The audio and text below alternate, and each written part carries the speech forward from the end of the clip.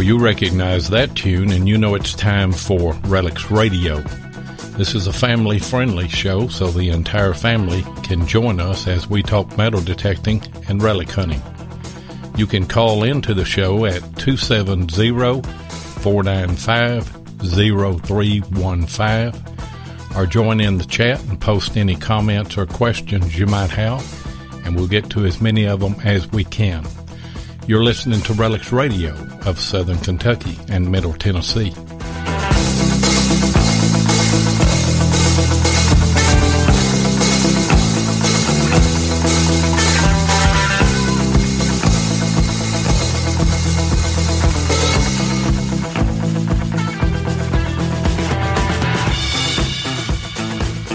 And you are live once again on Relics Radio. It is January the 10th, 2019. And kind of cold night tonight, ain't it, Jeff? It sure is. It's cooled off quite a bit. I know we had good temperatures last week. This week's it's cooled off a lot. Yeah, back to winter. And it's good to be back home. Good to be back in the studio since we last saw you. We saw you last Thursday night, but we were with you on Relics Radio this past Saturday at Mount Pleasant, South Carolina. That was a fun trip, wasn't it? It sure was, and then I really enjoyed myself. It was a smaller Civil War show, but that was just right because you could get around and take your time and look at everything. And of course, we had a real good show there, and actually, Butch Holcomb was on TV. Yeah, that's a scary thought right there. I tell you, it sure was. He always says he had the face for radio, not TV. So. Yeah. Well, I say about the same thing. In fact, I said that Monday night whenever I was on all metal mode. I said that I had a face for radio. So that's kind of the way it works out. That was a tiring trip, though. Took us about 9 hours. Of course, it rained on us all the way down, and then we got to the show, had a real good time, and real pretty weather all the way back. And Jeff said it was a shorter trip. Felt like a shorter trip on the way back. I guess it did, maybe. Well, it was until I left your house and headed back towards my house, and of course it was a long drive for me. It was an hour and a half, and it felt like 5 from your house to mine. So, well, you're already tired of driving and everything, but those of you that haven't caught the archive show on Saturday, we had some really good guests. We had Saving History on, we had Butch on, we had Riley Bryant on, we had Debbie with Mind Lab on. We just had some real good guests, and it was the whole trip was worth meeting Mark Hoover and Gail and getting to spend some time with Half Redneck and his wife, and I just had a ball with them. Oh, yeah, it was nice meeting them. I mean, that's the first time we'd ever met face-to-face, and I was not disappointed. They were some good people. Mark and Gail are real great people, and we also had a good hunt on the beach. I mean, that was we're not beach hunters, but we still had a good time. Yeah, and we just had a call trying to come in. Guys, we're not opening the phone lines for a while, so I don't know who that call was, but if you're listening to the show live, we're probably going to wait until, and we've got segments in our show. We work those around 3 commercials. The first segment will run until 20 after, and then the second segment, we're going to talk about the 1622 Spanish Fleet. You're not going to want to miss that segment. And then we're going to talk about the riverboat wreck that our guest is working and the Mark Twain Boyhood home in segment 3, and then we're going to wrap it all up talking about his book tonight, and kind of brings all of his adventures together. And by the way, we're giving something away tonight, aren't we, Jeff? We sure are. We're giving away a copy of his book, so you better stay for the whole show. You don't want to miss that. No, it is a good book. I got to see Mark's copy while we were gone. I wish I'd had time to read it all, but read through parts of it. Dear Samuel Clemens, Message in a Bottle. And it's a great book, and Ken Guthrie's already putting numbers in. We ain't taking no numbers now yet, guys. Not taking any numbers. That won't be until the fourth segment. In fact, we might start disqualifying you guys if you go to putting numbers in right now. Who we got in the chat, Jeff? Well, we started out Ohio Relic Hunter Chris. We got a Missouri Mike. Move on up. We got Jason S. Tim Henderson's in the house. Dennis is in the house. Ken. Scoot on up. Hey, we've got Plugmaster Ford in the house. Bill Hayes. And then got Kevin in the house. And then we got Anita in the house. Let me move on. Aggie. They just keep coming in. So. That's good. That's good. Paul Forsyth, as many can be here, we really appreciate it. So. I'm giddy about this show right here because the stuff that we're going to talk about tonight are the kind of things that made every one of us have that fever for treasure hunting. To find that old stuff, to find the old Spanish fleet stuff. I mean, every kid has dreamed about that. But our guest tonight has not only dreamed about that, he has experienced that. So why don't you go ahead and bring him in, Jeff? Well, here's our guest, Randy Barnhouse. What's going on, Randy? Hey, guys. Greetings from lovely downtown Cape Girardeau, Missouri. Cape Girardeau, here on the river. Cold out your way, too, ain't it? Yeah, we're thinking 3 to 5 inches of snow by this weekend, but, that's not enough. Give it to me knee-deep. Let's paralyze the city. I'm just that way. You must have the same way. You must have a snowplow. I just don't have to shovel anymore since I moved to an apartment last year, so it's all good. Oh, well, I think they're giving us 1 to 4 is what they're giving, and I think most of that's going to be on up in northern Kentucky. I'd like to see a little bit of snow, one of them good, thick, heavy snows that hangs in the trees and then, melts off later in the day. Just a real pretty morning, with snow, but you don't always get what you order or what you want. But tell us... That's right. If it snows too much, it'll mess up a relic hunting. Tell us a little bit about Randy Barnhouse, your background and what have you. I was born in Bonne Terre, Missouri, and raised there, and made it through high school somehow there, and decided there was really not much going on there anymore.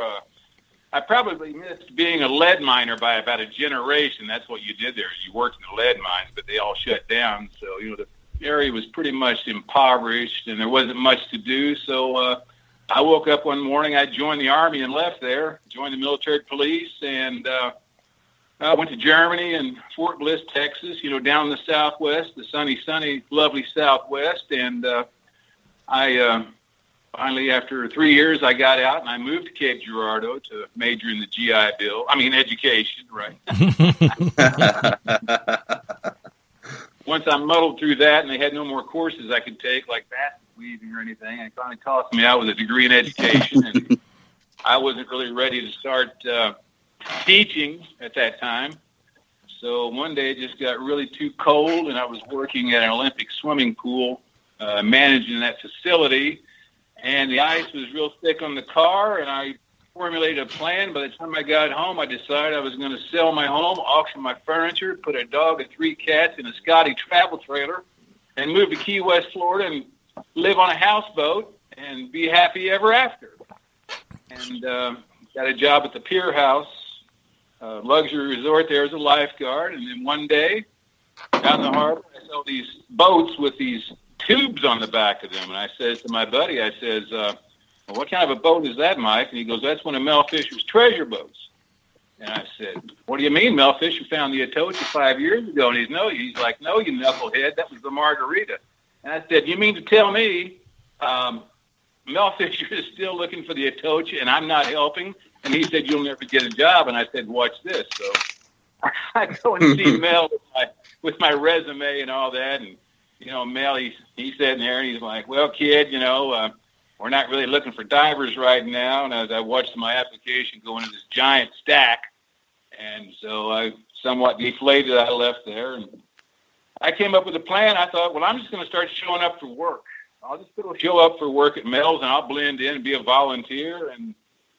And I guess I did a few things right, in the boatyard and all that, because when the main pile was found, I got the first diving job open, and that's how I got started with Treasure Salvers Incorporated in a nutshell. The short version. Yeah. Just perseverance and going after something. So. A lot of times that's the way it works. I mean, you just have to stay persistent on something. Had you done any metal detecting or treasure hunting or anything prior to that period? Lloyd, before I left Cape Girardeau and moved to Key West, I did have a metal detector, which I sold in the auction of all my stuff. And I kind of messed around with it. I'm sure it was probably a 1995 unit or whatever. I thought I was going to go underneath the bleachers at the university and score the rings and the pennies and the whatever's dropped and the quarters and the change and whatnot. And there was just, as you guys know, the pop tops were the most prevalent things there. And got frustrated pretty fast and kind of put it away. But yeah, I had an interest, and I did think that, when I moved to Key West and while I was down in Florida, maybe I'd get another detector and do some, coin shooting on the beaches and all that. But I had no idea how things were going to work out and how it still, even in my minor role in the discovery and the salvage, and how much it still has affected me to this day. It's if you don't have a project of some kind going on, you just don't feel complete, if you guys know what I mean. Mm-hmm. Yeah. So what was your first job on the Atocha? Looking for the Atocha, was it just diving, or before you started diving, what was you doing on the ship? Just anything that needed to be done? I was reporting. I remember when I was standing out in the lobby when I got the idea just to volunteer. I'm standing in the lobby when I went back the next day, and out comes D.O. Fisher and Captain R.D. LeClaire, and R.D. had a cast on his arm. And they overheard me talking to a secretary about volunteering, and that caught their ear. And Dio said, dear Dio, what a sweet lady. Dio said, so you're interested in volunteering? I said, yes. And R.D. looked at me and he goes, well, would you consider coming to the boatyard and helping me work on the Virgilona? I looked at Dio and I said, Dio, I said, Miss Fisher, is the Virgilona a treasure boat? And they both just laughed. Probably has the world record for finding treasure. And I said, well, I'll be there in the morning. So my first task was, in a very hot, humid Key West boatyard day, was going down into the stinking wet wooden bows of the Virgilona and scraping gunk and goo and everything else. But I was literally happier than a pig in slop. That was my first duty. And then, of course, other things. And, we didn't just dive off these boats. We did everything. If the boat went to the boatyard, you went with it. You got the groceries, you got the provisions, you fixed things. But everything you did led up to that chance where you're going to strap on tanks and you're going to go down and see what you can find. And it was, of course, it was the main pile days. It was a very rich area. Even I found treasure on my first dive. I mean, it was such an immense pile of loot, Yeah. But yeah, just just junk jobs, just doing whatever until one day my mentor and good friend Captain Curtis White, he came down the Virgilona and I was up on the bow messing with splicing line or something, and he's like, Hambone, go down to the office. All your W-2s are getting filled out. Your paperwork. You just got hired. You're going with this next expedition. I was like, yes. Just job. Mel always had a 5-minute job for you that Might take you 2 days. Hey, Randy. And what? Randy, hold on just a minute. Your voice is kind of going in and out. I know you're on speaker. You may have to get off of speaker. Because I know everybody wants. How's that? That's a whole lot better. Yeah. All righty. Okay, go ahead. And if you need to be hands free after a while to look up some information or anything, you can feel free to go back to speaker for a minute. But it's just better that way there. Yeah.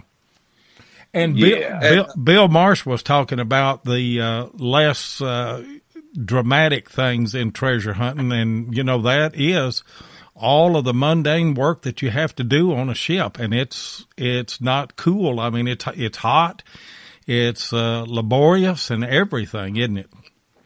It's very much so. I mean, the Atocha and sites like that's a young man's game. We were in our prime then. I was a marathon runner before I went to Key West. I ran a lot, I swam a lot, and I was in top physical shape. I was around 30 years old, and that's just what you have to work that site with these giant anchors and all the equipment and the depth. It just keeps rolling. And could I dive on it now? Probably with some familiarization. Could I still do what I did then? No. But that's why I like the 1715 fleet. It's a trade-off. Smaller boats, you're in every night.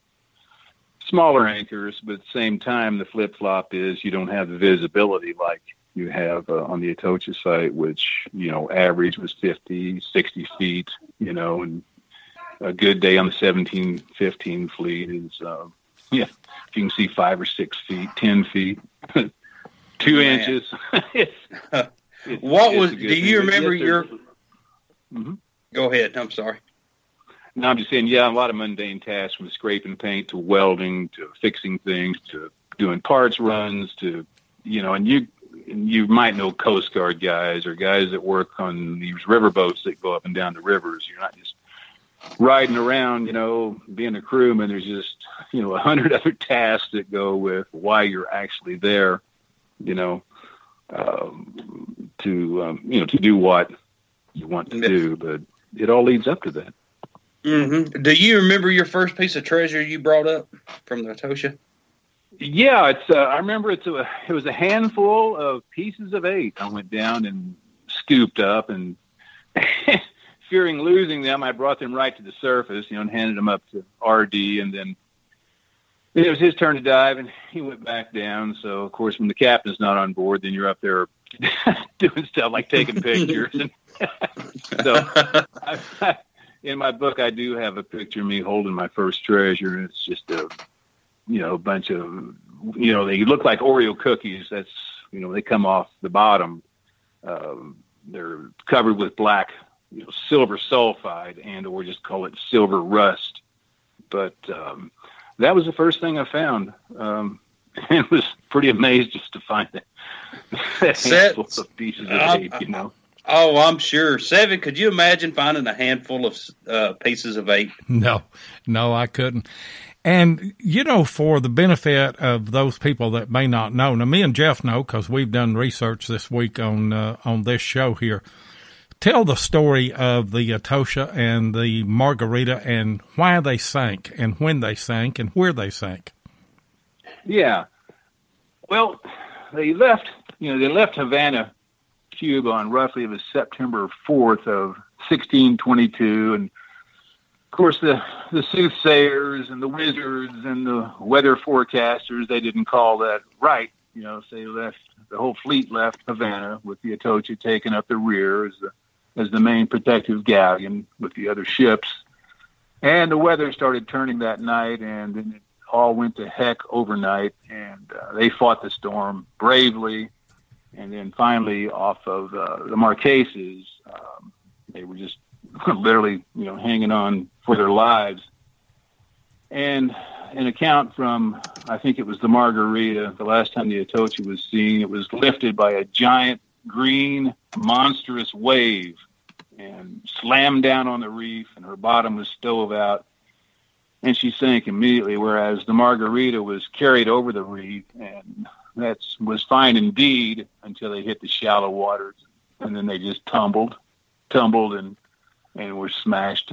It was smashed to smithereens, from the hurricane of 1622, and five people survived the Atocha. Don't recall how many of the Margarita. There was a survivor camp, a salvagers camp on the Marquesas, but 5 were found clinging to the mizzenmast of the Atocha after she sank, and they were rescued. And oddly enough, they were the lowest of the political caste. It was a slave and servants, and it was the lowest of the low, considering the church officials that were on that ship. It was odd to me, and I covered in the book about who did survive. And so they went back to Havana to get salvage equipment, and more boats and all that. And so now we've got the Atocha laying on the bottom, roughly 60, 70 feet of water, pretty much intact. Her bottom was stove out. But a second hurricane came through in the meantime and lifted the upper deck of the Atocha off. And it rafted to the north, just spitting treasure and cannons, and artifacts, and everything, for a trail that I think it's estimated now for around 12, about 12 miles, which added to the difficulty of Mel discovering the Atocha because it was so spread out, and also that's been a bombing range out there since World War II, and there's so much scrap metal in the water. The bombs were like the pop tops are to us on land digs, and you can spend half a day, digging a huge piece of metal out, and you get down there, it's a bomb, and these were all inert practice bombs, you hoped. I mean, that was the word, but everything like that we found, we had to, take the airlifts to it and break them free from the bottom and haul them up, because you don't want to keep rediscovering, worthless scrap metal. It's just like we do. We find stuff that's worthless, we stick it in our pouch and we move along. We don't want to find it again. And that added to the difficulty. And, but yeah, the hurricane of 1622 was the fate of the fleet. The fate of the fleet there in the fate of the fleet there in in my Florida book. Keys. I have a very flowery. In my book, I have a very flowery description of her sinking, how I imagined it might have gone, and I have to thank Mark Hoover. He complimented me on my description today, and I got to say, I'm going to stop right here.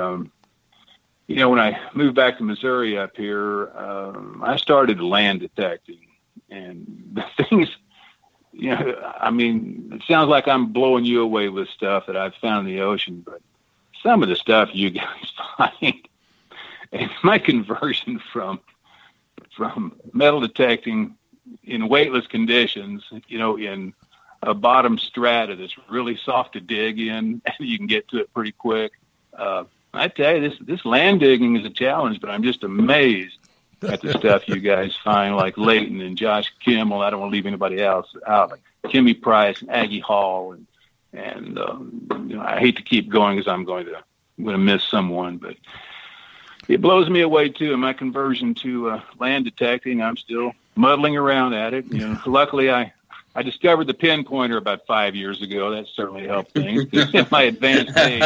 It's better than the old way. Hey guys, we've got a hard break coming up right here. Need to play a commercial, and we'll be right back with segment 2.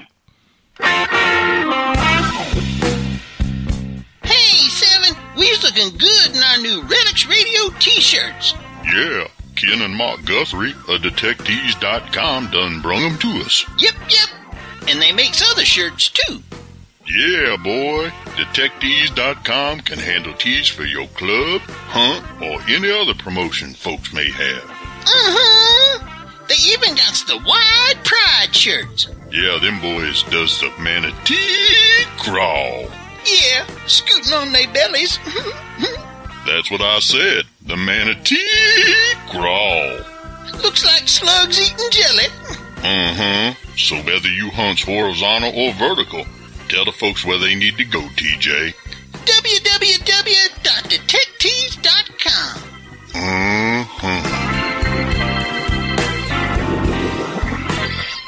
And that, ladies and gentlemen, is the commercial that put Relics Radio on the map, and detectees.com as well. And I hope that we didn't lose Randy on that commercial there. But I tell you what, when we do open up the phone lines, if we have a brand new caller that has never called the show, we will give away a Relics Radio T-shirt tonight. And all you have to do is go to Facebook and the Relics Radio Facebook group page and look. Everybody that's got a shirt is finding something, ain't they, Jeff? Oh, yes, they sure are. You know, you were talking, Randy, a while ago about the 5 survivors of the Atocha. Yeah. Later, the Atocha claimed those lives back, didn't they? Why don't you tell us that story? Yeah, it's how historical things come up and oddities and parallels and things like that. But of course, we'll start with the tragic thinking of the Northwind salvage ship, which was captained by Dirk Fisher and his wife Angel Fisher, and one of the divers aboard was Rick Gage. The boat capsized in the middle of the night and claimed all three on the Northwind. Later on, to my understanding, I have found one obscure reference to this, but evidently, and some of my compadres out there might know the story, the gentleman's name, the diver's name, basically just disappeared on one dive, and I'm pretty sure that's accurate. That's the 4th fatality. And then a horrible accident, a National Geographic photographer who was aboard, his last name was Littlehouse. His son, Mickey, he was all about finding treasure also, and he got to go out with Dad, on some of his photographic expeditions to, chronicle the search for the Atocha for National Geographic. But the poor kid, as I've read, he slipped over the side and the props were still turning on the boat. They were digging a hole and there were cages. We always had cages over the propellers, so that wouldn't happen. But somehow he slipped over the side, whether he fell or it was just through his excitement he went too fast, I don't know. But he was fatally injured by the props, and I want to say it was on the south wind. I don't think it was the north wind, which, is the boat salvage vessel that Mel lost Dirk, Angel, and Rick Gage on. So, yes, five fatalities since, and there were 5 survivors of the initial wreck on September 5th of 1622.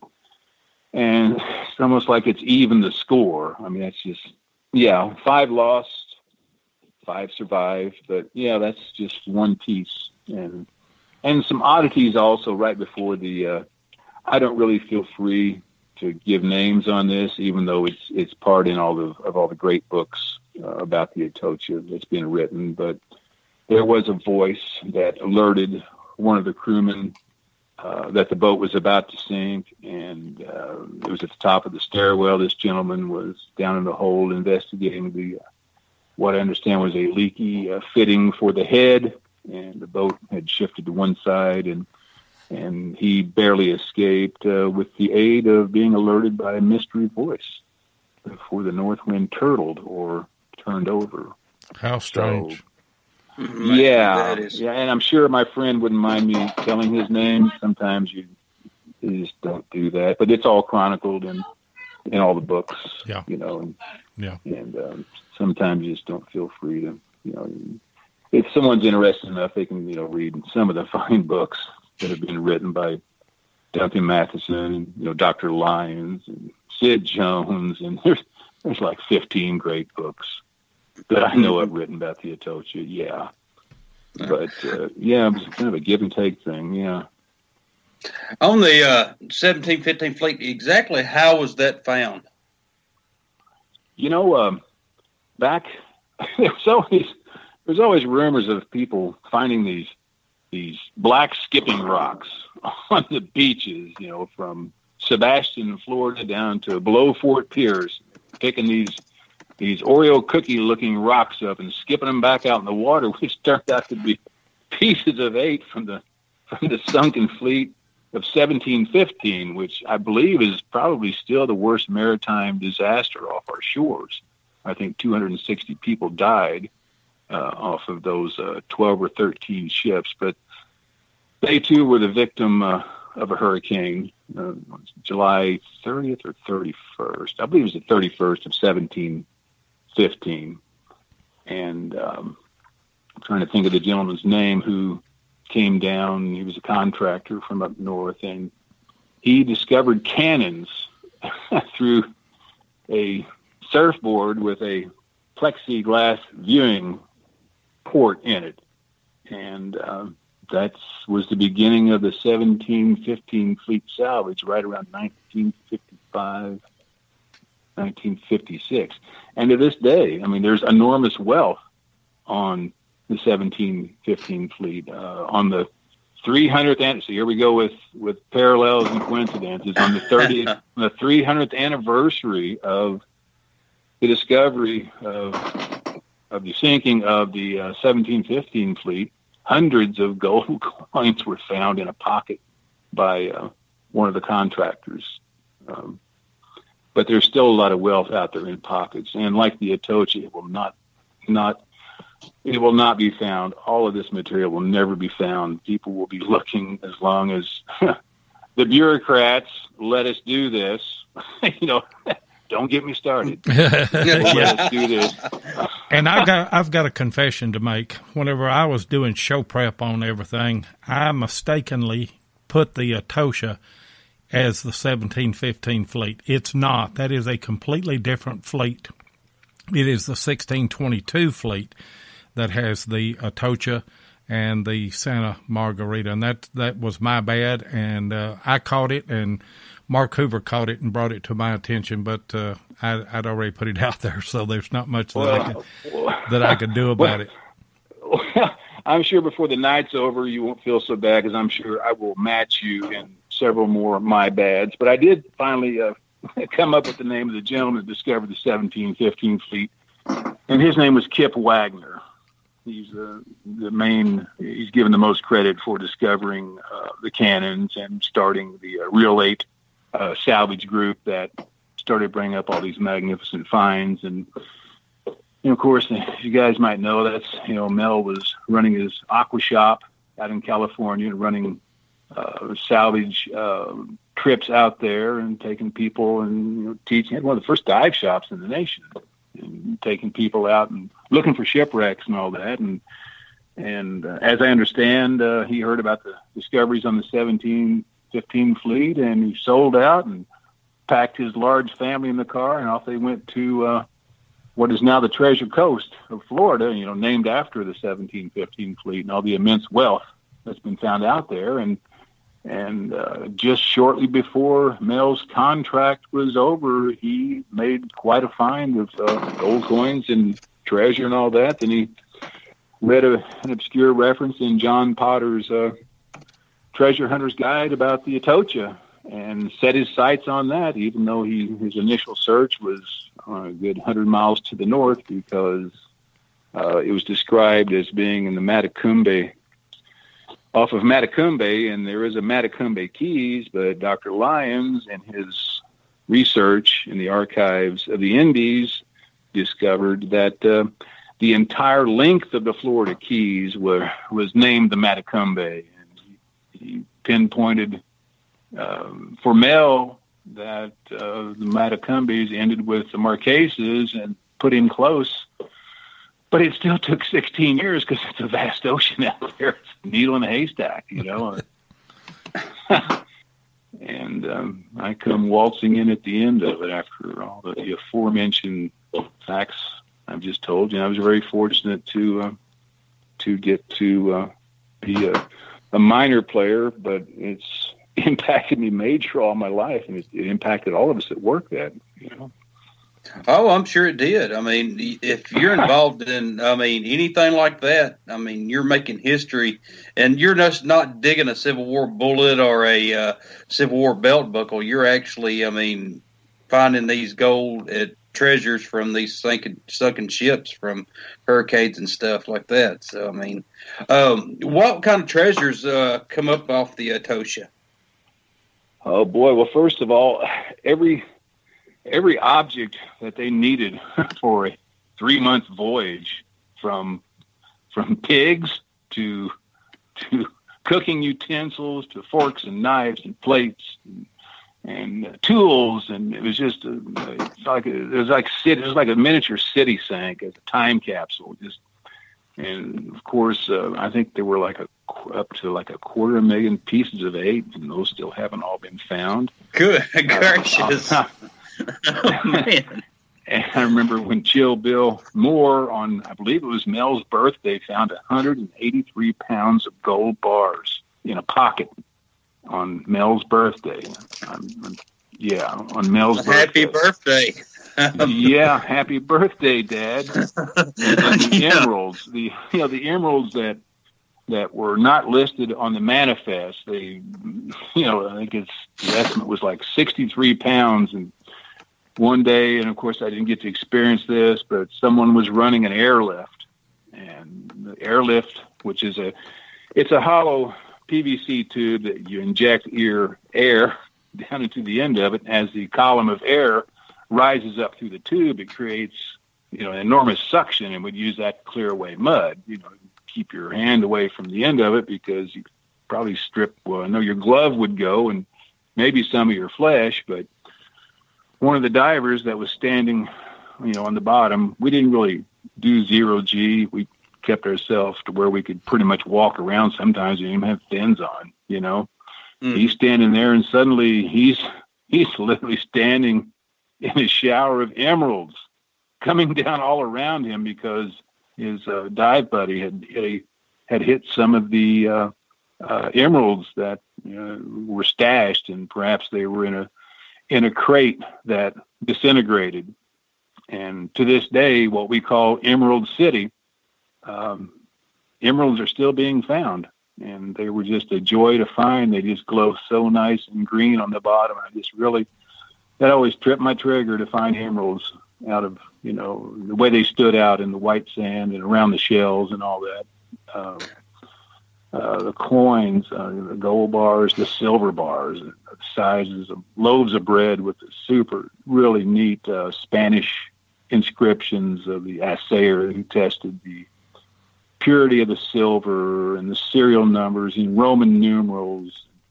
The first time I saw the main pile of the Atocha, it looked like a Disney World setting. It's just, you've got many ribs still left. You've got the keel there, and interspersed in what ribs, that were remaining were these boxes, were these crates, and some you could still, oddly enough, lift the lid up on and look inside, and there's just thousands of pieces of eight still in these boxes, and all cemented together, with silver sulfide. And sometimes you'd find a clump to where, the wood had disintegrated. The crate was no more. They were simple shipping crates, but the conglomeration of coins were still in the shape of the box that disintegrated around them. And, there they were, and just artifacts everywhere, and silver bars, and it looked, it's like I'm on a candy camera. It's just real, but it was a phenomenal sight. Man, without getting too hard for us to imagine anything like that. But the one documentary that I watched estimated that we're looking at about $500 million in treasure brought up from this one ship. And there's more to come, because to this day, of course, they're still working the actual Atocha site, but the other part that lifted up and rafted away, that also contained the stern castle, the back of the ship, back on the stern, that looks like an actual castle. That was the admiral's quarters. And in there was the church gold and the church goodies and the finely worked jewelry and the set emeralds and all that. And that's the big quest now. Once they find where the Stern Castle finally settled, estimates are, let's go ahead and add another $500 million to the value of the wreck. It could very well end up being a $1 billion shipwreck before it's over. And they're still working the Margarita also and just finding all kinds of great stuff. It's still out there. Amazing story. And we're coming up on another break to run another commercial. Let me throw this in before we do that. I did see a couple of gold rings with emerald insets, and one of those reportedly under the emerald or inside of the casing on the emerald had the ashes of a saint, and it was estimated to be like $600,000 in value. So, you know, it really, really adds up. And we'll talk more about it after this commercial. Be right back. All righty, Jim. If your passion is metal detecting, then you know how much your success is based on the equipment you use. Let my buddy Tim Henderson of Murray Branch Outdoors in Murfreesboro, Tennessee, help you with that. Tim is an authorized dealer of Garrett, XP Deus, and Macro detectors and supplies, and he is now an authorized dealer for MineLab. So if you're looking to get your hands on one of the new Equinox 600 or 800, then Tim's your guy. Murray Branch Outdoors is not only competitive in their prices, but the service after the sale is second to none. Tim not only sells detectors, he uses them, and so he can answer any question that you might have. Murray Branch Outdoors also deals in used detectors, and he'll take your old detector in on trade when you decide to upgrade. So give Tim Henderson of Murray Branch Outdoors a call at 615-948-4611 and be sure and tell him that Relics Radio sent you. And Tim is a good guy. We get to hunt with Tim every now and then. He stands behind all of his products, and if you have any metal detector needs, go ahead and check out Tim Henderson. And by the way, in this first quarter of 2019, we are going to give away an Equinox 600 courtesy of Murray Branch Outdoors. So you will want to be a follower of Relics Radio. You will want to tune in to every show. We'll probably have some details coming out on the Facebook group page here in the near future about some of the giveaways that we're going to give away. But you've got to be on the show. You got to be listening, don't you, Jeff? That is right. And then if you're not on the show listening, then you're going to miss out. So what did it took us 3 times to give away a metal detector last time. So that's pretty rough. We learned our lesson, didn't we? Hey, we Jeff, sure if you'll go ahead and put the telephone number in the chat, we're going to go ahead and open up the phone lines, 270-495-0315, because we're going to move on to another segment. Doesn't mean that you can't call in and ask a question about the Spanish fleet, but we want to get to talk about the riverboat wreck that you're working in the Mississippi and the excavations that you're doing, Randy, on Mark Twain's boyhood home. All right. Well, these other projects gave me, let me back up here. Over the years, many people have asked me, Randy, why haven't you written a book about your experiences on the Atocha? And you might know my stock answer already. There's been 15, maybe 20 really good books written about the Atocha Margarita that I really couldn't hold a candle to. I mean, these folks, they came before me. They were out there, 10, 15 years doing all this. And those books are out there. But these other projects came along, such as the riverboat wreck and the Mark Twain boyhood home project, that gave me a chance to tie all these sites together and give me a chance to tell a few Atocha stories also. You ask about the riverboat wreck. 6 years ago, I'm standing in my shop and the phone rings, and my good friend Russell Grammer said that they had just discovered a sunken shipwreck on the banks of the Mississippi, and would I be interested in coming down and taking a look at it? And I was like, yeah, sure, I'll do that. When I got down there, it was indeed old. It was interesting. It had really never been reported before, and I can see why, because the river has to get a level of about 7 feet. It's sitting at about probably 28 feet tonight. When the river drops to 7 feet, you can view this. And so we started looking at it, and the state of Missouri, which has ownership of it, they've given me some great latitude about what I can and cannot do, but we are still in the phase of doing measurements and documenting, and, we have a great site plan made for it. And it's been a year now since I've seen it, just really a year, a couple weeks ago, because it's very rare that I get to take a look. We do not dive on this wreck. It is a land dig. When it's exposed, that's when we go down and do our thing and see how much sediments have been stripped from it that reveal more of the structure and maybe increasing our chances of identifying. But I think it sank intact. There's items on there that would have been stripped had she been scuttled. There's a steering mechanism left. We discovered about 2 years ago a bank of really old batteries on it. It was self-propelled. A, quote, expert looked at it when it was first discovered, and he claimed it was just an old rusty sunken barge. But no, this boat was self-propelled. It has some sort of a power plant in it. There's a steering mechanism.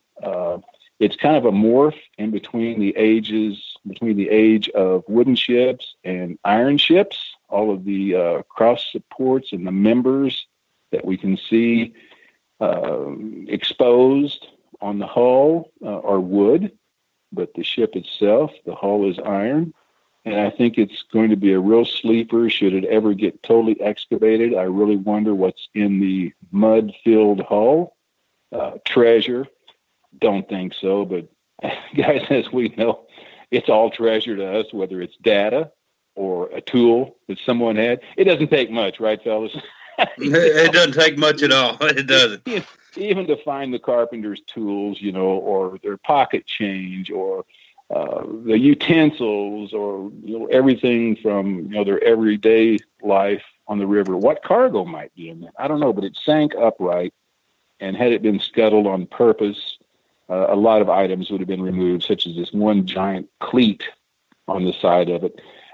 Back in what I suspect 1910, 1920 maybe, when this sank, back then you didn't run to Walmart,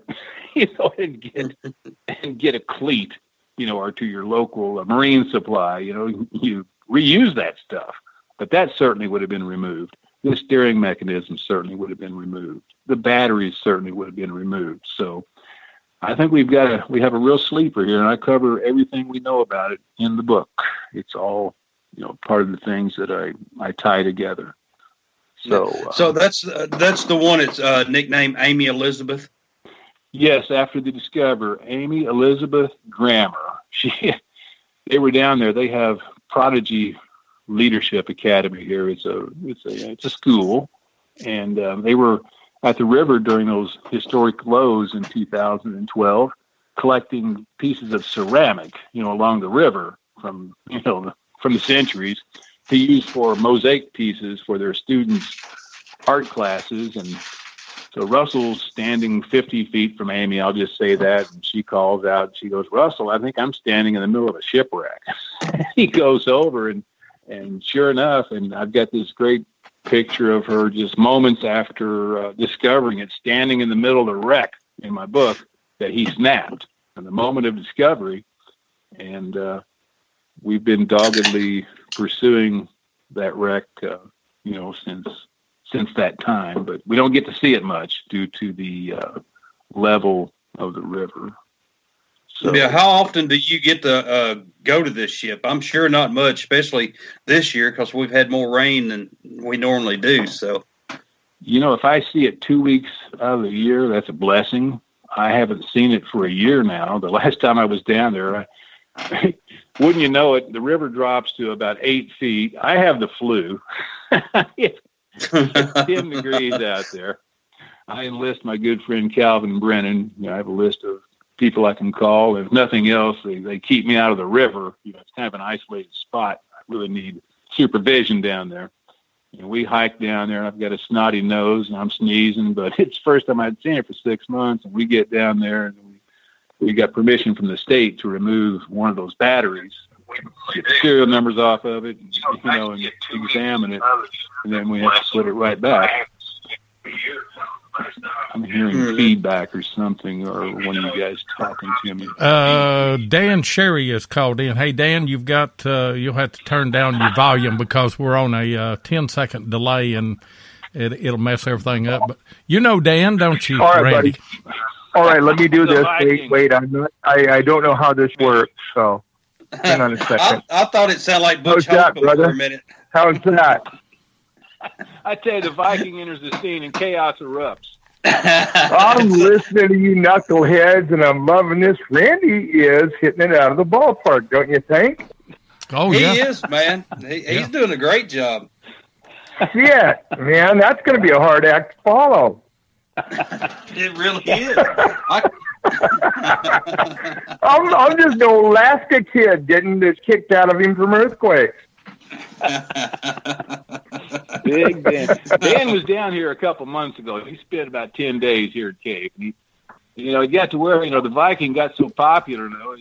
He stole all. Oh my God! Downtown. People point at me now. I so love being down there. That's the guy that knows Dan Shire right there.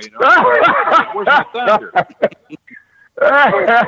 And I'm not trained to do thunder, buddy. I'm although I am a Viking, and I'm kind of Thor-like. At least most of my body is Thor. He broke our hearts and left town. Yeah. I love you, though. And for those of you that don't know, Dan's going to be our guest January the 24th will be our guest. I believe so, and I do appreciate the offer. Thanks so much, guys. Yeah. Oh, yeah. Anytime. And I can't wait, man. It sounds like it's going to be a ball, I'll just tell you. Well, I'll try to be fun. I'll try to be effervescent and, Alaskan. Yeah, it doesn't take much effort for Dan to be that way. He's a pretty colorful guy. He will steal your. I have my moment. Hey, I have my moment. Yeah, but Dan, everybody said hi. I mean, I'll pass that on. I might as well do that now. All right, brother. I appreciate that. I love them so much and stuff. I got this. Can we talk for just a second? Well, yeah, go. It's not my show. I mean, I'm just sitting there. Yeah, this is a talk. Okay, well, I got a buddy of mine. That's another treasure hunter. He was on the Atocha, but he's one of the foremost on earth. He got me an offer to buy a place next door to him in New Jersey, and I've never been to New Jersey. New Jersey? I know. Kiss your, Why would you want to move to New Jersey? Because I'm tired of the ice and the snow in Alaska. And I still got my place down on the Kenai River. I'll always keep that. Summertimes are mine in Alaska. But I got to get out of here. It's freezing. It's earthquaking. And I'm in a house that used to house my ex-wife. I'm sick of this shit. It sounds like it. Now, it's time to move. Now, Dan, you know what I say. Marriage is a great thing. It's a wonderful institution. I highly recommend it. You should do it many times, brother. You're just muddling through, right? You know what I say? A single man is a man that hasn't made the same mistake once. I'm just going to buy somebody a house the next time I, have them and walk away. Yeah, and take this half of this, and there you go. Oh yeah. Well, anyway, boys, I the program is going awesome. I think it's stunning, and I do appreciate being offered the opportunity. Well, we appreciate you calling in tonight, and look forward to being with you on later in January.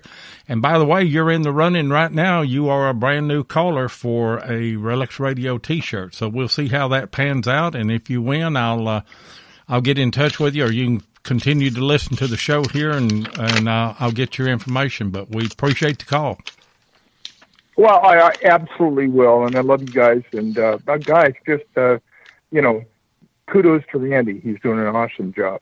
He is. Thank you, Viking. I'm trying. I'm all coffeeed up and ready to go. Yeah, I'll probably crash in a minute.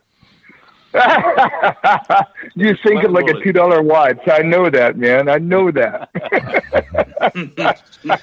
Okay, Dan. Thanks for the call. Appreciate it. All right, boys. Good talk to you. All right, Dan. All right, see you. Yeah, we will. We'll have him. I think it's 24th. What I said there a while ago, I looked it up. Yeah. But get back over to the Mark Twain situation as well. Yeah, that's kind of the home base of my book there, because I got to tell you, I got the call. It's kind of like the riverboat. I'm standing in my shop one day, and the phone rings, and it's my good friend Will Rogers, a big treasure hunter in his own right, and he was in Florida, and he was good friends with Dr.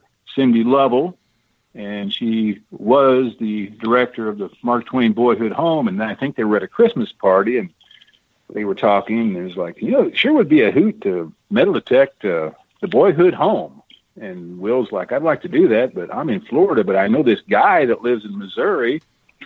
And he calls me, and he's like, Randy, would you be interested in going to the Mark Twain Boyhood Home in Hannibal, Missouri, and see if you can find any relics, and ultimately find any relics that might have belonged to the Clemens family or even the man himself? And I'm like, let me think about it. Sure.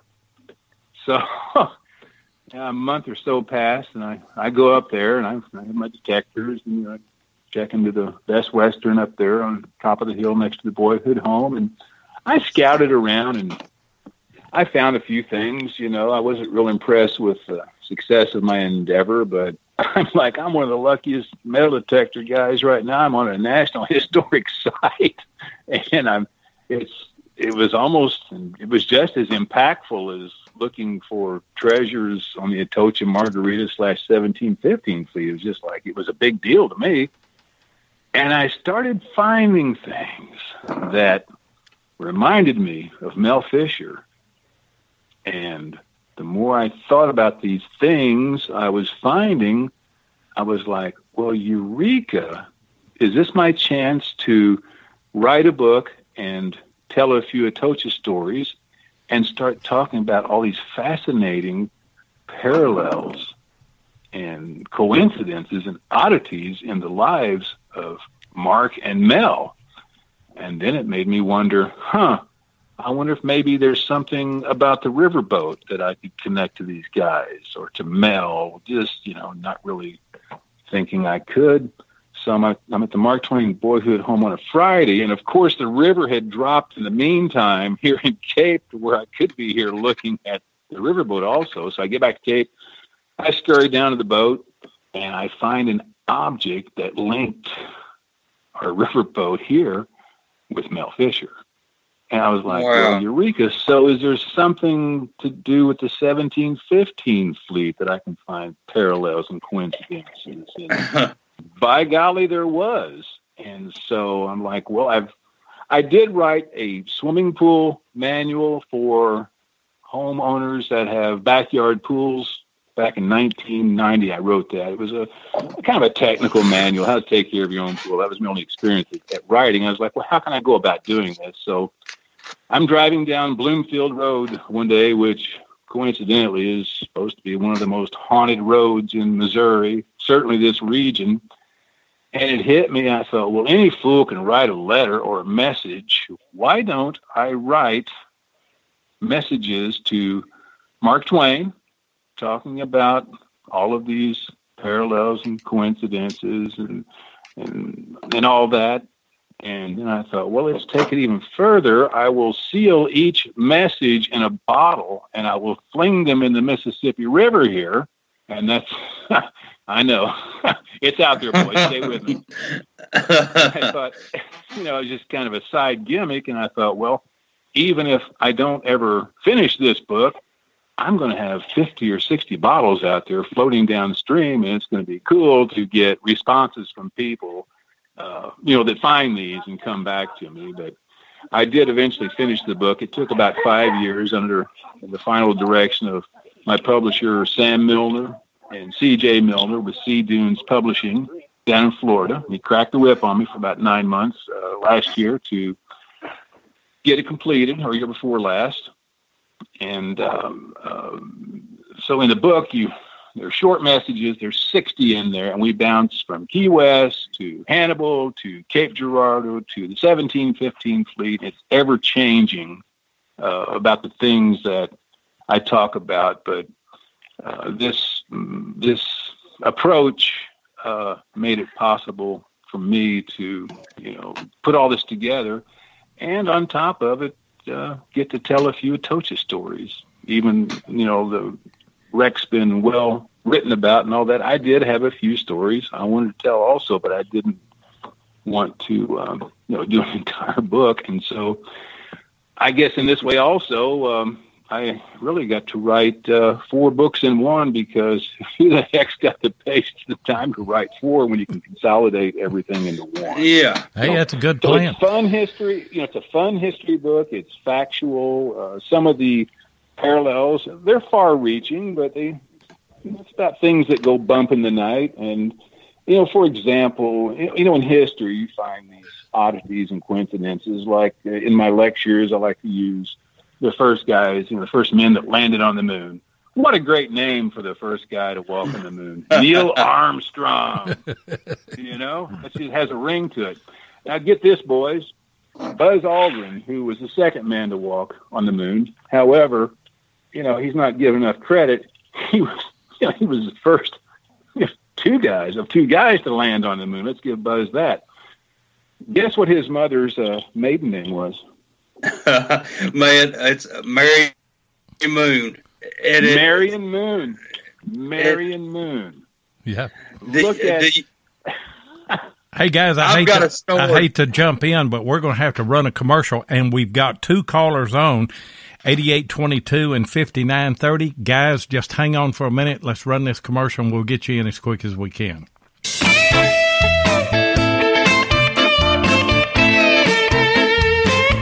If you want to keep up with what's going on in the metal detecting world, then you need to be a subscriber to American Digger Magazine.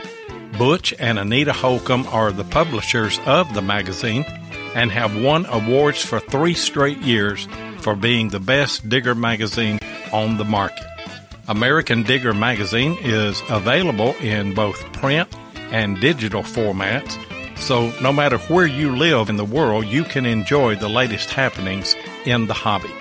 You can get in touch with American Digger Magazine by going to americandigger.com or give them a call at 770-362-8671. And be sure and tell them that you heard it on Relics Radio. And I knew this was going to be a popular show. 8822, who have we got, and what is your question for Randy? Hi, this is Aggie from Ohio. Hey, Aggie. Hi, hello, Aggie. Hello, Miss Hall. How are you guys? Oh, wonderful. Doing great. Good. I thought I'd call in and ask a question.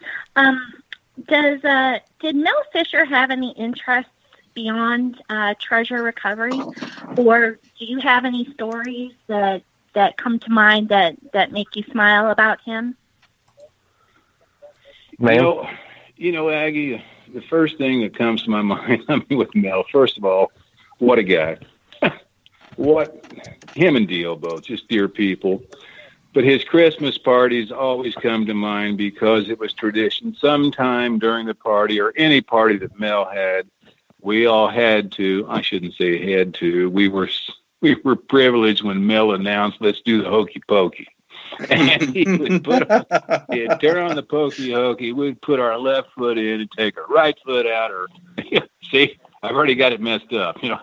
The one I didn't do it well, especially after the rum that was flowing freely, and just his generosity and the greatest stories, are already out there, Aggie. And then there's stories that us as a group will never tell. And it's not that it's scandalous or anything. It's just there's just some things we've just kind of kept.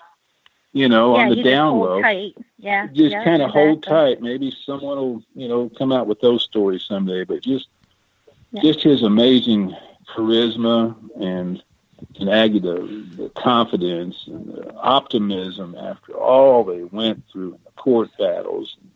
And I should have prefaced that first with the death of his son and Angel and Rick.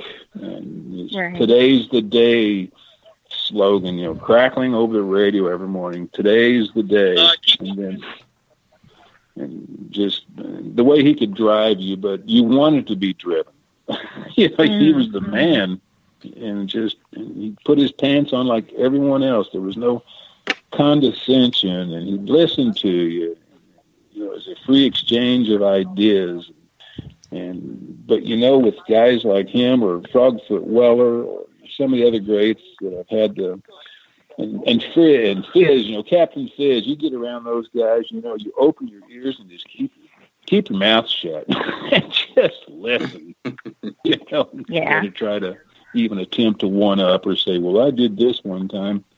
And that's the smidgen of, I think that's a good thing for young people, to consider listening versus talking, and yes. Mm-hmm. And go ahead. I was gonna say tomorrow I'm gonna actually hunt for a piece of the Atocha. A lady, minister in town, in the town that I live in, she lost a cross that was made from a piece of the Atocha silver.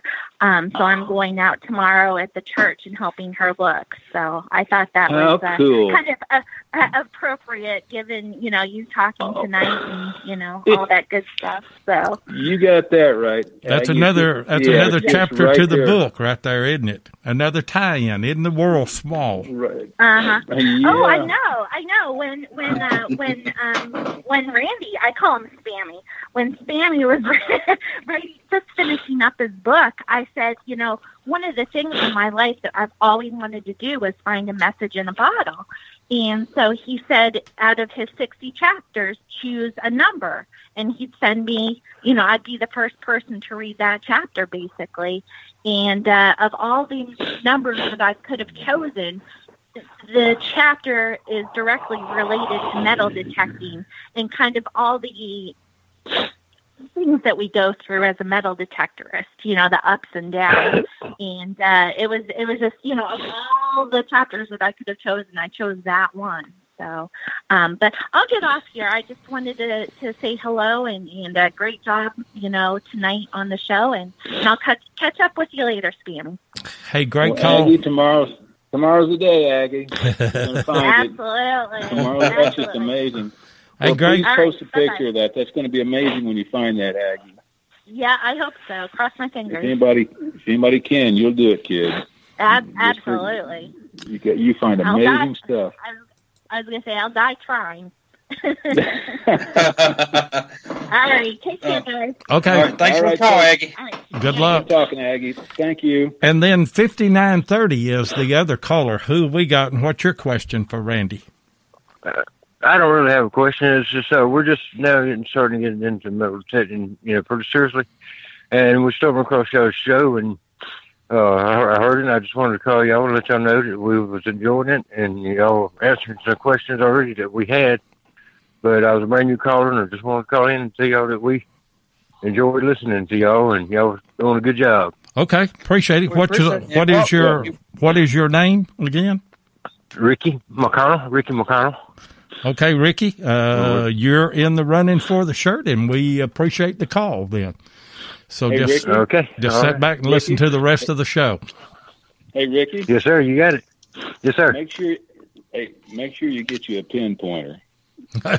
Yes, sir. Yes, sir. Trust me, friend. Oh yeah, that was, All right. much easier. Oh yeah. Yes, my boss man. My boss man calls from Tallahassee sometimes. His name is Tony. He just started calling in, and he's got one, and he's done told me all about the pinpointers. He said them things are really the trick. Yeah, they are. They are. It makes it a lot quicker. And keep listening Yes, to the show in future weeks, because we're going to give a pinpointer away sometime this quarter. So appreciate the call, Okay, and yes, sir. And keep listening. Thanks for Yes, calling. sir. I'll do it. Okay. Thank y'all. Yeah. I discovered the pinpointer a little bit too late. Both of my knees are kind of squishy. If you know what I mean. I do. Mine's the same way. Oh man, up and down. I'm 64 years old. It's getting up and down, and then when you end up not even finding it, But boy, the pinpointer sure saved. Really made life a lot easier on me. Yeah, I was like, who needs that newfangled device? I'm old school. What the heck? But And guys, yeah. we've got another caller, 3548. Who have we got on the line? And have you got a question for Randy? Hey, it's Pat Yannington, Randy. Just saying hello. Hey, Pat. Fascinating. Hey, brother. Hey, man. How you doing? And my brother Dan, who was just talking to you before, I just want to say, if I get my brother Dan Shirey over here in New Jersey, the Keys are an hour and 2 hours away by plane, a day and a half by car. Good old Atocha's down there. We've got shipwrecks, 4,000 shipwrecks approaches to New York Harbor.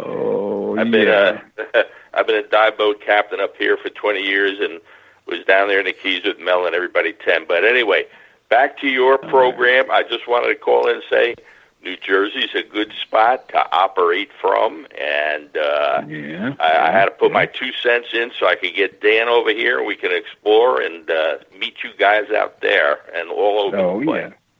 Oh yeah. Yeah, you guys need to roll into Cape and go stay in Dan's haunted apartment down the street. I'm sure you've heard about Absolutely. that. Hey, that'd make a good video, man. Yeah, there you go. And by the way, I got your book in the mail, so looking forward to the read over the winter here, Randy. Excellent, Patrick. I'll be looking forward to seeing you sometime, brother. And all you're right, a great you guys treasure have a hunter in good your one. own right. Hey, thanks. Treasure hunter, buddy. Thanks for the call, Patrick. Anytime, guys. Really great listening to the program. Thank you. Bye now. Thank you for the call, and you're in the running for the T-shirt too. One of my main reasons.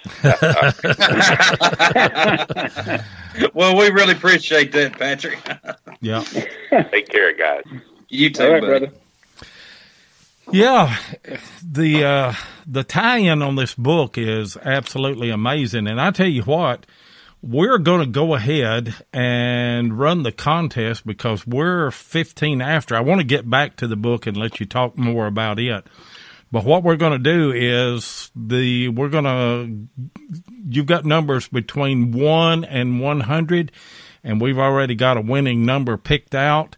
So go ahead and start right now and start putting your numbers in. And, Jeff, you kind of watch that, and I'll try to help you watch it. And while we're doing that, go back to your book, Randy, and just keep talking about it.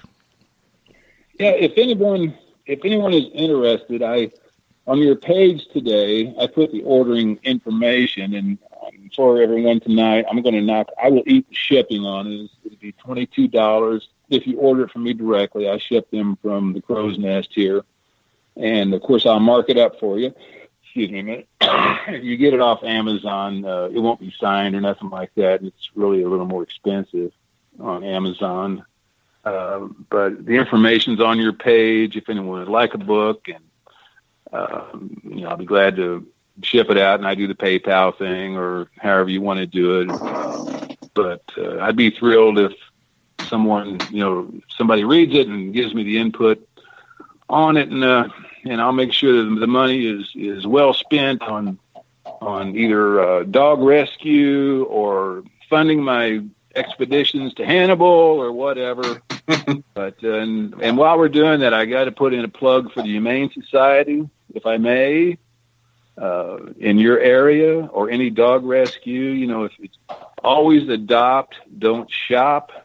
If you can't adopt, perhaps donate. If you cannot donate, go walk some dogs. I do that on the side, and it's just a joyful thing to do.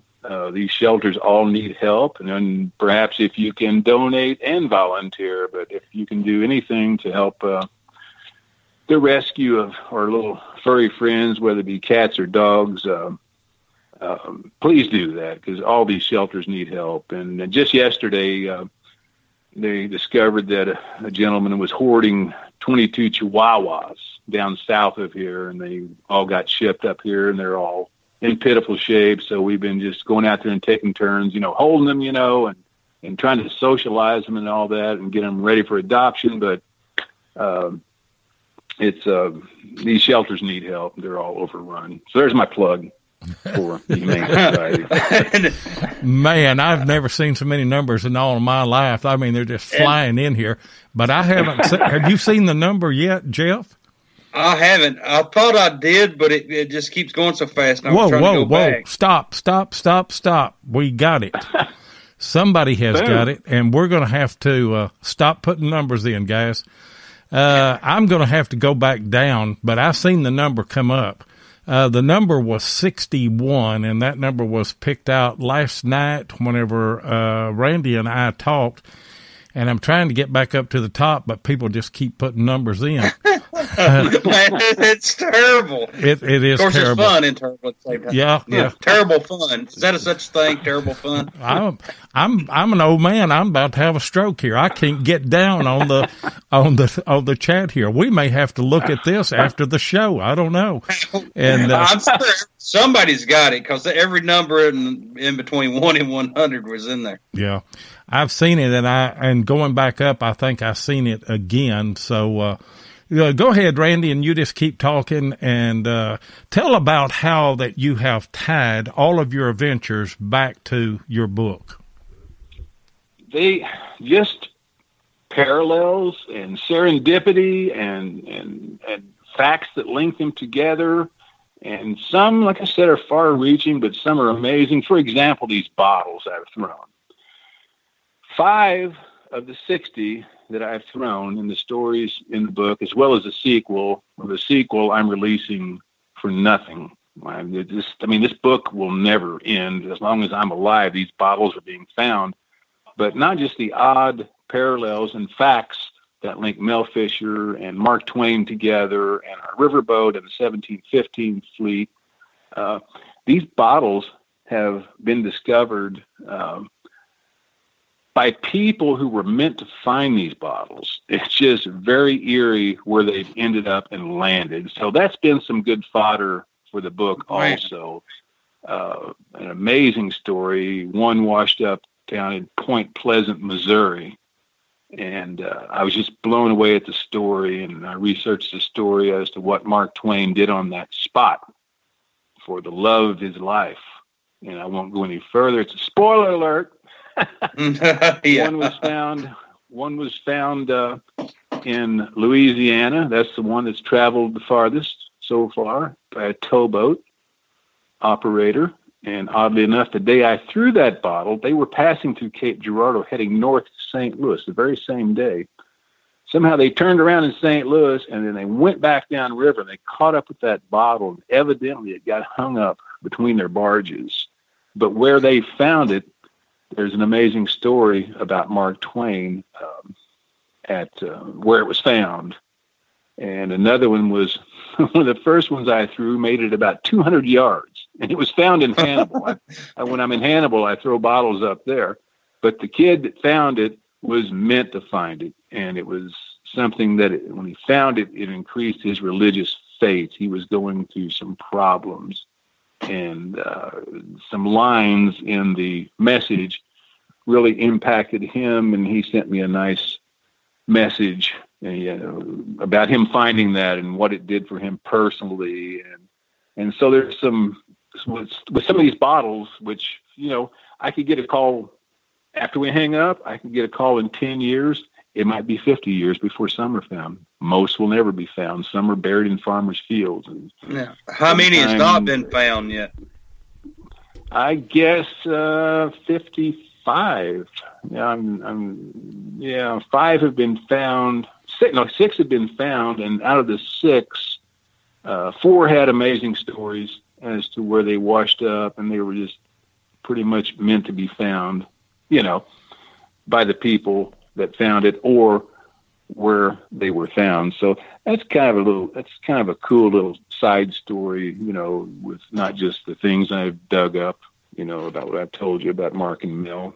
Mm-hmm. But that's really added a nice little side spin to it, throughout the years. So they're still out there. I found number 61. The first one I seen was Nelson. First one I seen is Chris Hamsoff. He got it right off. I mean, there wasn't 10 or 15 of them came in. All right. Good job there, cousin Chris. No, I'm just kidding. So we've got a difference of what Jeff's seen and what I've seen. I'm going to go back to when the numbers first started coming in and just double check. Okay, Ohio Relic 124, and then 52, and then 50, 33. Let's see. It's not far up here where Chris was in. 6 minutes ago, Chris was he had 81. He guessed 81.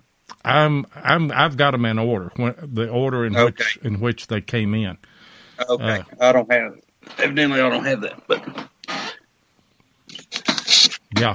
yeah. Chris is the first one that shows up in the chat as 61. Okay. So what I'm going to ask him to do, as well as anyone else listening tonight, please friend me on Facebook under Randy Barnhouse, and then we will set up not just getting his book to him, but anyone that wants to purchase a book directly from me. And also today I posted my book page. If you guys would like that, and if you find room in your heart to share that page with your friends, I would appreciate that. It's just I'm trying to get the word out on this book and just try to share, with everyone, what's going on. And like I said, this is going to fund projects for years to come also, and maybe a few doggies and cats and things of that nature. Okay, and some rum and some partying too. I was talking to Mark Hoover the other day, and he was reading it. He's like, "Man, I can't put it down. I just keep reading these." And then, of course, it was all the stories about the messages you've got back. Can you tell us any of the messages you've got back from the bottles, or do you just want to keep that in the book? Well, I'm going to tell you about Dawson up in Hannibal, the first message that was found. He was having, I'm not using his real name. Mm-hmm. He requested that, but he was born and raised in Hannibal, and he suffered drug addiction and a lot of family problems. He was at his wit's end, and he discovered God, and he discovered Christianity, and he had a private place downstream from Hannibal where he did his prayers every day, because Dawson really wasn't comfortable enough yet to go exhibit his newfound faith in a church. And lo and behold, one day as he was praying, he looked down and there was a message in a bottle. And he cracked it open, and one of the lines in that message said, "There's no post offices in heaven or hell." And he came back to me and said, "Yes, there are post offices in heaven." He goes, "Because your message was like a letter from heaven. It really increased my faith."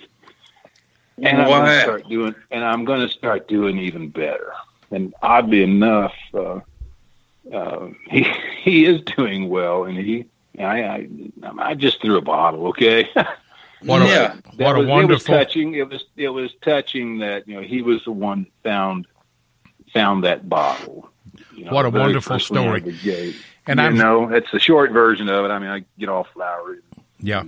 Be wordsmithy about it, but that was neat. So that gave me hope that other bottles would be found, and the ones that have been, especially the one down at Point Pleasant, what Mark Twain did down there for the love of his life.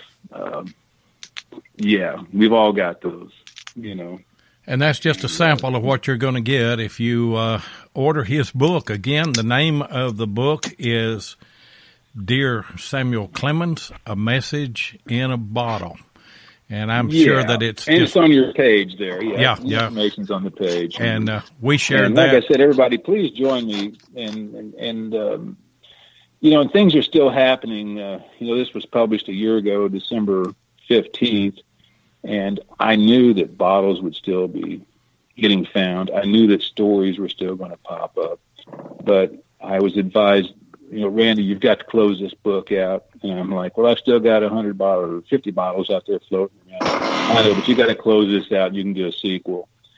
Well, what I've elected to do is things happen. I'm publishing the sequel messages for free on my page. You know, I'm not going to do another book. But as things happen, the bonus, which is free for the readers, are the additional messages. And right now there are 7 additional messages that I will send to readers when they complete the book. And they're like, okay, we're ready for more, Randy. And well, I have 7 more that are, you know, they're ready to go. I push the button.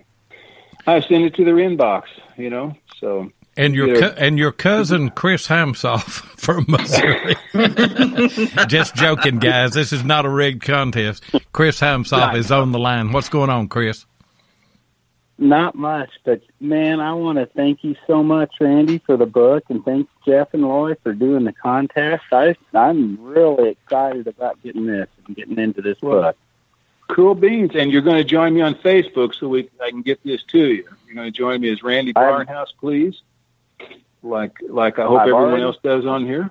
Very good. I've already sent you a friend request, and I'm up in Jeff City, Randy. That's amazing. See, fellas, and I've got chills. I know it. My man here, a fellow Missourian. Yeah, he's and I won the contest. And I work down in Bonne Terre fairly often, and which is where I was born. Well, I was born in Bonne Terre, so here we go. All the hair standing up on my back. It is fine too. Well, I'll get off so we can hear some more. But man, Loy, I would love for you to have. And Randy, I hope you come back, Loy. I think we'd all like to hear some more stories from Randy. I think so, too. And we said when we started this show, or prior to starting the show, I told Randy, I said, we're not going to be able to cover everything that we would like to cover in an hour-and-a-half show. We're going to have him back, and so we'll reach out to our booking representative, Mark Hoover, and we'll have him book Randy again. But, hey, guys, be sure that you go to Facebook, Randy Barnhouse, and send him a friend request and check on his book, purchase that book. I know that you're going to like it. From what I've read and what stories that I've heard about it, it's just an amazing book, and it just ties so many things together. And by the way, well, guys, go ahead. While we were in the break there, I did run and you're not eligible for a T-shirt, Chris, because you've got one on right now, don't you? Yeah, I do. That's probably why you won the book. See, you got a T-shirt on. But I ran a generator, and Dan was number 1, Aggie was number 2, Ricky was number 3, and Patrick was number 4, and the number was number 2. So it's Aggie Hall won the T-shirt tonight. So, Aggie, of course it was. Ain't none of this rigged, though. I tell you, somebody said you do that live, Loy. I didn't see that live on your Facebook page. No, I didn't do it live. I just did it because we were under the gun here. But somebody said the theme of the book, Yeah, still on a roll, Yeah, some people say you guys just give away stuff to your friends. Of course we do. Everybody in the chat is our friend, So that's just the way that it goes. But that Jeff Ford, he makes fun of us. Yeah, I know it. you got to watch him. I tell you what. Good night, guys. I'm going to keep listening in. Have a good night. Okay, Chris. Thanks so much, Randy. Okay. All right, I'll be getting your book. Your book will be getting wrapped up tomorrow. I ship pretty fast, so get things done. Well, thank you, sir. Oh, my pleasure there, fellow Missourian. You bet. I love it. Cousin Chris, we'll see you later. All right. Good Chris. Fellas, all I can say is, oh, boy. Yeah. This has been a hoot. You've made this so easy, and I've really enjoyed myself. It has been an easy show. You got any parting comments or anything, Jeff? Well, I was just wanting to tell it one story about Edna. Oh yeah, that would make the chat go crazy. It was funny. Well, when the first thing I ever uttered, evidently, when I was about 2 or 3 years old. Remember the old song, "Ham Bone, Where You Been"? Well, I was walking around the house going ham bone, and so my mom nicknamed me Ham Bone. That's my nickname. That's my nickname all my life. But I've got this wonderful picture. It was taken about 1957, and I'm standing out in the yard in my little bib overalls, and I'm holding this big old fat chicken, and her name's Edna. And unfortunately, Mom nicknamed her Dumplings.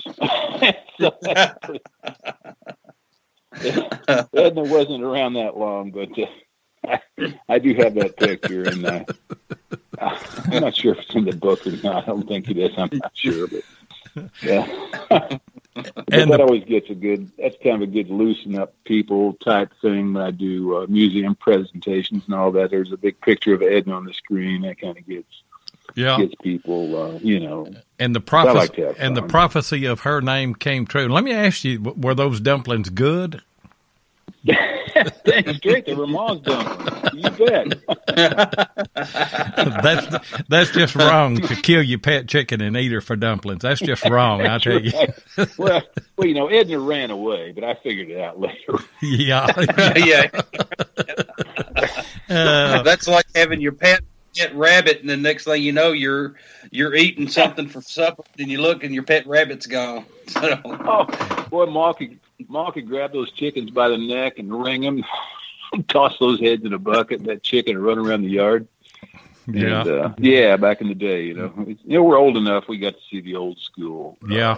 I remember the first time that they sent me out to kill a chicken. We had a chopping block out back, and you took a little hatchet back there, and the ladies, the older ladies, they just wring the necks off of them. I couldn't do that, and I was going to chop its head off, and there's no way that you can turn a chicken that he ain't looking at you. So I came up with the idea, I'm going to blindfold the chicken before I cut its head off, and so I got a little piece of red bandana and put it around the chicken's head.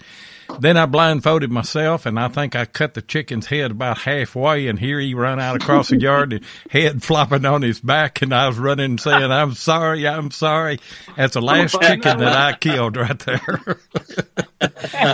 Oh, me. Hey, great show, Randy. I may not need you volunteering for the Humane Society now I think of. No.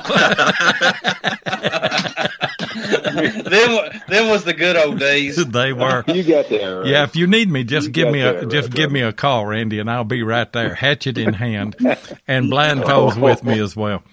Hey, thanks for being on the show. Thanks for everybody being on the chat, and I'll let you have the last word, Jeff. Well, I thank you for everybody in the comment, and thanks for all the callers we had, and I really appreciate Randy being on our show tonight. He's nice talking to you too, Jeff. We'll do it again sometime. If you want to have me back, I can come up with some more, I'm sure. Okay, yeah.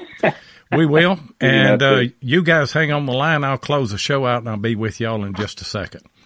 Hey, folks, thanks for joining us here tonight on Relics Radio. We do appreciate it. And if you like metal detecting shows like this, be sure and check out Beyond Sight and Sound with Josh Kimmel on Sunday night and Wednesday night. All Metal Mode is on Monday night at 8 p.m., followed by American Digger Relic Roundup at 9 o'clock Eastern on Monday. And then History Seekers is on Tuesday night at 9 o'clock. Hardcore Metal Detecting has podcast on both Thursday and Saturday at 8 o'clock. XP Team USA has a podcast every other Friday night. And obviously, me and Jeff on Relics Radio and Half Redneck Mark Hoover will be back next Thursday at 8 o'clock. See ya.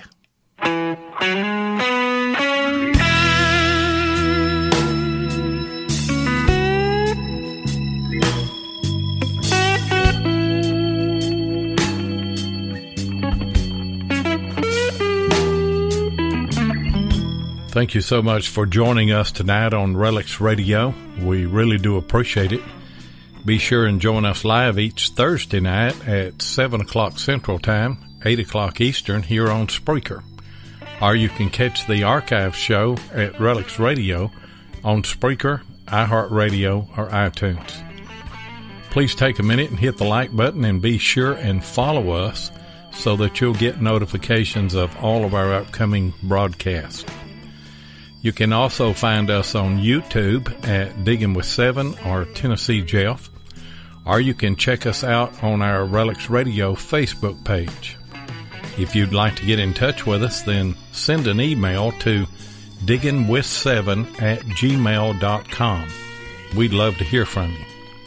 We hope you'll join us next Thursday night, and until then, get out there and dig some history.